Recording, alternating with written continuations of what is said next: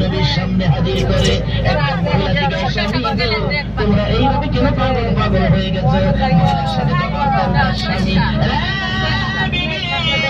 তুমি কি খবর পাও নাই?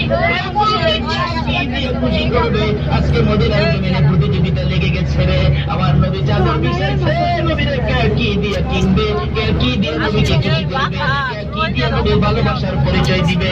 মহিলা সঙ্গে সঙ্গে ডাকতেছে, ও মদিনার মহিলারা খবর পাইছো নি রাসূলকে কি দিয়ে খুশি করবা? সঙ্গে সঙ্গে মহিলারা গলার স্বর্ণের হার তাই না খুঁজতেছে, কানের অলঙ্কার হাতের হাই করে মদিনার ওই সকল মহিলারা আমার নবীর নবীকে খুশি করার জন্য স্বর্ণের তার পলাইয়া দিচ্ছে।